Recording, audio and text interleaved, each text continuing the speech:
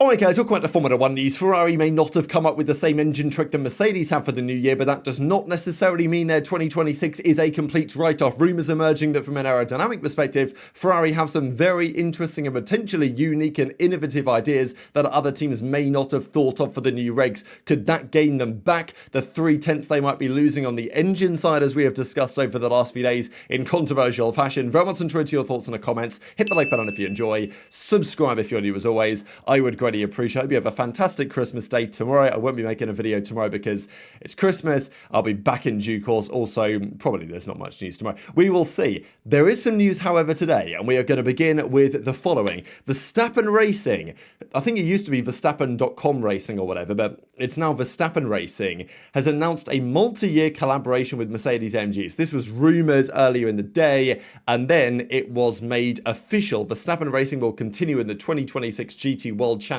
Championship, both in the Sprint and Endurance Cup, with a Mercedes GT3. So, we saw Max was testing this not long ago. In fact, Max actually did a post today that says this: bit of fun before the break, looking forward to 2026, and here he is driving a Mercedes GT3. Now, we did see him do some testing here over in Portugal, I think, and, well, he's talking with some of the guys at Mercedes. Guess what? He's now a Mercedes driver going into next season. Not in the way that Toto Wolff would like just yet, but this is now an official development. This is when we first saw number 3 get confirmed. Verstappen Racing has entered a multi-year partnership with Mercedes. So Toto Wolff will definitely be licking his lips just that little bit at this development, right? Not to say that this is what Toto wants entirely or that it's a massively big deal, but it's certainly somewhat important. Last year, Verstappen in his GT3 activities was driving a Ferrari, was it 296? Now, this year, he's going to be in a Mercedes, and that is particularly interesting, given all the rumours in recent months and near enough years at this point about potentially some interest there in Toto and Mercedes getting Max back at some point. So just the fact that that's going to be the car that he will drive, we don't know how much he will be driving it, how many GT3 opportunities there will be for Max Verstappen himself, but his team is now officially partnered with Mercedes for all of those activities. So Toto, I'm sure, must have been involved to some degree in helping make this happen, and it could be a little bit of a step one towards what Toto will try to achieve over coming seasons. And look, if Mercedes have nailed it with these power units next year, and Red Bull, maybe they have done a similar thing, but possibly their engine isn't as reliable or as powerful or whatever the case is, or maybe their hybrid component isn't quite as good without Honda, Max could be having a further conversation with Toto Wolff. It's a foot in the door, it feels like, to that potential future relationship. Toto was having a comment as well on the updates for 2026. He said in 2013, 2014, there was a lot of optimism that Mercedes had nailed it. There was a feeling, the other teams, certainly Renault, they felt like it wasn't going to be too much of a big deal in 2014, but it actually turned out that the turbo hybrids, the investment Mercedes has made it pretty clear that they had an absolute rocket ship on their hands, pretty much whatever they did from an aerodynamic perspective. Although they created a good car aerodynamically, but their engine was so strong that it didn't really matter. In fact, it was so good, Mercedes, certainly in 2016, but even 2014 as well. 2015, of course, also applies, that they were trying to hide their performance. They would deliberately turn the engines down, and they would still be quicker than everyone, but they would turn them down because if they were 2 seconds a lap faster than everyone, then they feared big repercussions from the FIA. So they actually tried to limit how dominant they were, just so they didn't get stopped, which, they didn't really for the entirety of the turbo hybrid era, certainly on an engine side. Now, that may continue in 2026. If you guys have been living under a rock the last few days, there's been lots of drama on this rumour that Mercedes high-performance powertrains, potentially Red Bull as well, have found a way to increase the compression ratio of their engine when it's actually running. How they would be doing this is still somewhat unknown, but if it's true, they could be gaining a 13 horsepower advantage, 10 kilowatts. That would potentially be 3 or so tenths a lap. That is a pretty big deal. It's worth keeping in mind as well, if Mercedes are doing this, if they're using this loophole, which seems pretty self-evident in the regulations, to increase compression ratios when the car is actually running, Most people, most engineers, people smarter than myself on these topics, seem to believe going from 16 to 1 back to 18 to 1 compression is a massive challenge to do so purely through thermal deformation. Now, there might be other ways they're achieving it, but I think it's also very plausible that while Mercedes might be doing something like this, in fact, I'd be pretty surprised if they're not. Certainly, I would have expected some team to, given the way those regulations are written, it seems ripe to get loopholes and grey area, as it were. But it's maybe implausible that they're able to get back to 18. Maybe they're getting to 16.5, 16.8 or something like that. But I think it's plausible that the horsepower advantage they might be getting from this, which may be something, and it will still be significant, it may not be absolutely world-ending for their rivals, right? If they're using this and getting up to 16.5 or whatever it is, they might be gaining 3 or 4 horsepower, 4 or 5 horsepower. That's relevant. Maybe it's a tenth a lap, but it's not necessarily game over for their rivals. That's why Aston Martin are saying, look, even if they've got a horsepower deficit on the ICE, what if the battery tech is the best in class? What if the fuel that Aramco have for Aston Martin? What if the fuel that Shell have for Ferrari is better? What if Adrian Newey or the guys at Ferrari, Loic Serra, have cooked up a masterclass, right? So it's not guaranteed that just because Mercedes have this advantage, even if they do, that it's absolutely GG's. But equally, a horsepower advantage from the ICE has other benefits as well, because it means you can recharge the battery better. You're probably going to get less clipping. So there's other, let's say, follow-on effects of that. But Ferrari are still confident they can make something happen. So let's talk about Ferrari. Are they going to be any good next year with all these developments? They are probably the team most frustrated and most likely to protest over these recent dramas with Mercedes power units, because Honda and certainly Audi are never expecting to win in 2026. Honda, look, who knows? Maybe they could come out and do something, but I don't think Honda were expecting to win either with Aston Martin. That's more of a 2 to 3 year plan goal. Obviously, they would look to make progress, but Ferrari want to win the championship. They have been the absolute masters of coming second over all these years. I mean, we can even look at it here. The race put this together. These are your top 5 in the constructors' standings since 2015.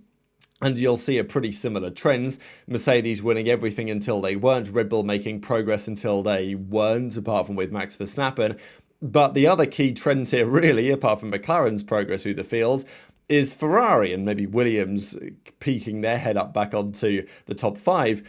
But look, Ferrari, second, third, seconds. I mean, they love it, right? Obviously, 2020 was a disaster. But Ferrari are almost always in that conversation. This year, not so much. But next year, Ferrari could be back to their best of being second again. Or maybe they could win it finally, right? They came very close, as we know, in 2024, but not quite. Will the car look anything like this either? Like, it's probably optimistic thinking, because, well, there's going to be an HP logo in some blue and white, isn't there? Let's be honest. And it's probably going to ruin it. But look, theoretically, these next year's cars could look pretty nice. And this front wing, which is probably the most obvious defining feature of these new regulations for many, this is where lots of Ferrari's attention is currently focused. And it's worth actually just diagnosing this image a little bit. The barge boards you guys can see near the Shell logo on the side here, and also the way that the front wing has been designed, is very much intending to promote inward flow of the air. So the air will come over the wing, it will pass through the suspension components and the tyres, it will hit the barge board. The intention is that airflow that's getting churned around by the aerodynamic components stays inside the flow of the car as much as possible. Of course, there will be some vortices created on the outside, but, we used to see it back in the day, certainly eras like 2020, even from 2017 onwards, really, that era of regulations. You get these little vortices that you would see in certain conditions coming off the wings at the front and the rear. While those look very pretty, they are awful for the car trying to follow, especially when those pieces of airflow are flowing outside of the car in the way that sometimes you see with aeroplane wings. So the intention very clearly is to try to prevent that from happening, to make it easier for the cars to follow, as they tried to do semi-successfully in 2022 before things got more challenging over the coming years. So will Ferrari be able to achieve a good car in these regulations? That remains to be seen, but they certainly have some ideas as well that will get into. The other development is on Hamilton and his race engineer Riccardo Adami. So these two did not seem necessarily to be the best of friends all season on the radio. Now again, the frustration of Hamilton recognising as the season was going on that they're bringing no upgrades to this car, which Hamilton himself said that he was happy with. Like, he wants the focus to be on 26. But equally, Hamilton is not going to be a happy man in a car which is not championship capable, and especially if he feels like his own performance and the performance of the car and the team is actually going backwards as the season went on, which effectively it was. So, like, Hamilton will reset over the winter break, try and come back stronger. And in that environment, it's not like you're expecting great things on the radio between Hamilton and his engineer. But equally, it wasn't great. Like, let's be honest, a lot of the communication was miscommunication, Adami not telling Hamilton what he wanted, Hamilton showing his frustrations on the radio. Now, look, the problem is, if you say, all right, we're going to get somebody else in instead, who's it going to be? It can't be Peter Bonington. He's still stuck at Mercedes, and maybe he wouldn't want to go anyway, given the circumstances, right? Even if they could somehow get him out of the gardening leave, he probably wouldn't want to leave Britain, which is understandable. And what, you're going to put another guy in like Adami? To be fair, this happened for Charles Leclerc. They used to have Xavi Marcos, famously, we are checking fella.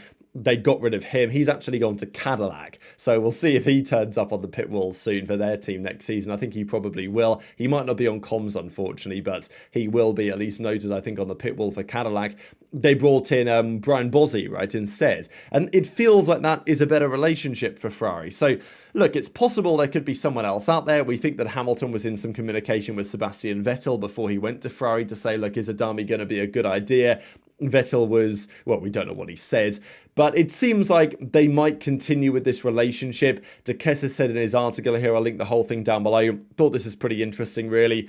An improving tone of communication between Hamilton and Riccardo Adami, because obviously at times it's been under scrutiny. Auto Racer has learned Lewis Hamilton and Riccardo Adami had a very positive end-of-year dinner in 2026. Presumably he means in 2025 going into 2026. So there's no reason to believe they won't continue together. So apparently they had a nice little dinner date. They had a bottle of champagne. I don't know, like Ferrari champagne. And then they agreed, okay, like let's run it back for one more season. Don't know, of course, what the outcome of that was, but reportedly it was a good dinner with good chat and good conversation, so they're going to work together again. Again, it could change. There's also this development, an ERS engineer, because the ERS, the energy recovery system deployments, the battery deployments, going to be so critical, will be added to the pit wall to assist the driver in managing the new and more complex power units, only for part of the electrical strategy. This will, in addition, that will help Hamilton, Leclerc, and likely all the other teams. It's something that doesn't replace, but increases communication options with the driver. So that summarizes, I think, to a degree, how complex these new rules are. There's a dedicated guy who is just there to talk about ERS deployment around the lab. That is why there is a lot of talk right now about effectively the smarter drivers taking advantage of this new technology, because deploying your energy when you have it effectively is massively important next year. The drivers are figuring that out right now in the simulator, and, well, Ferrari have figured it out as well. So Enrico Gualtieri, who's in charge of their power unit now, they got rid of Wolf Zimmerman, believes that smarter battery recharge software could reduce the need for constant lift and coast. So here we go, baby. The lift and coast issue is resolved.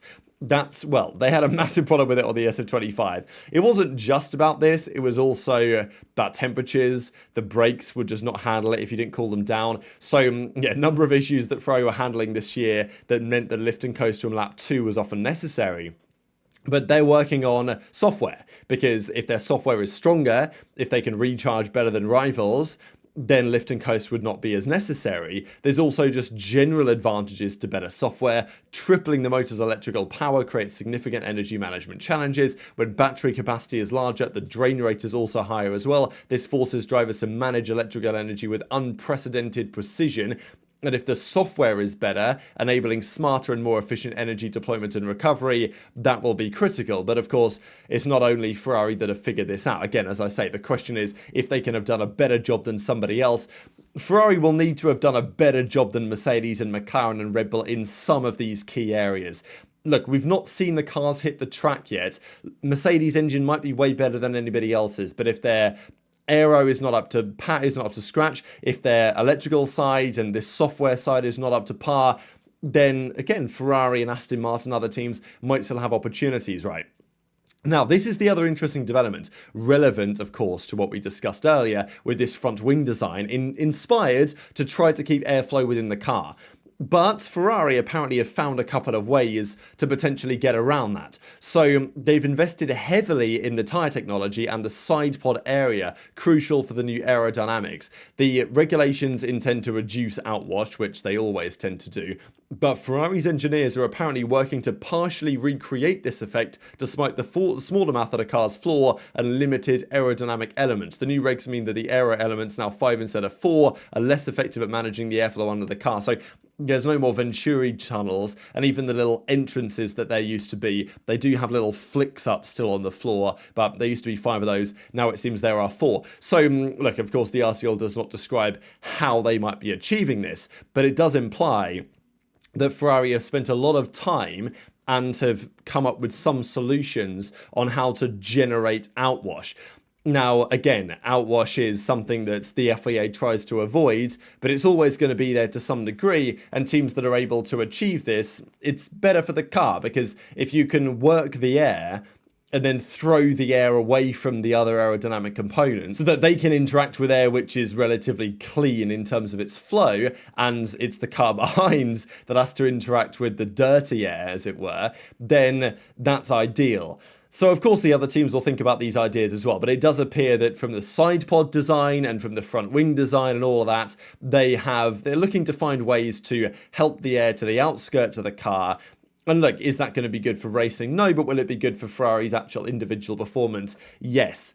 Is it something which would be against the spirit of the regulations? Probably also yes, but at the end of the day, that is a subjective term, and what really matters in Formula 1 nowadays is the objective reality of whether it ticks the relevant boxes or not, especially because the FIA do not really have the staff to deal with all of these complexities. So lots of questions on that. Hamilton gave some thoughts as well on what it's going to be like next year. He says, look, I don't want to dog next year's regs. I don't want to say too many negative things. Maybe I'll be surprised, but it feels very different. A lot of the teams are saying that when their drivers first drove these cars in the simulators, they were not very happy about them, pretty surprised about the way that they perform.